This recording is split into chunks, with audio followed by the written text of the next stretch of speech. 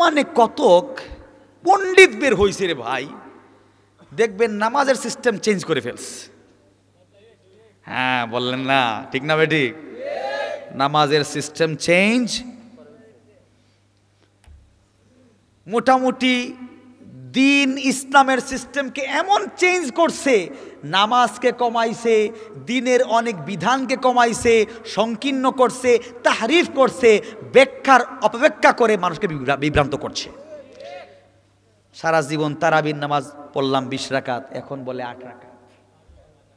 মক্কা মদিনায় কিন্তু 20 রাকাত পড়ে, আলহামদুলিল্লাহ আমরা পড়ছি, এখনো মক্কা মদিনায় কি 20 রাকাত পড়া হয়। 8 রাকাত পড়লাম তাহাজ্জুদ, এখন বলে 8 রাকাত নাকি তারাবির নামাজ, ওদের বাপের খালি নামাজ নিয়ে আসছে।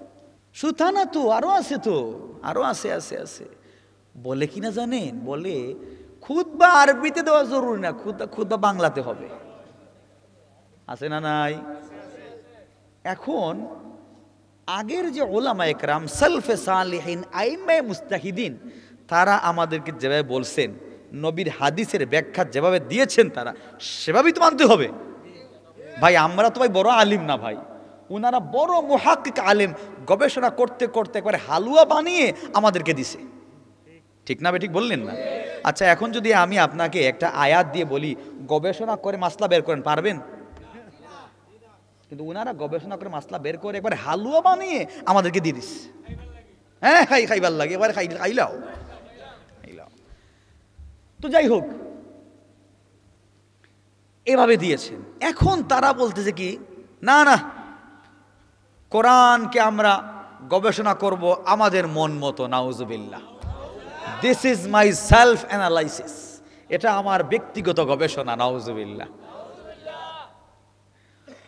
তো তারা কি বলে জানেন, হুম রিজাল নাহনু রিজাল, তারাও মানুষ ছিলেন, আমরাও মানুষ ছিলাম, তারা গবেষণা করছে, তো আমরা গবেষণা করলে সমস্যা কি? আমরা গবেষণা করে সমস্যা কি?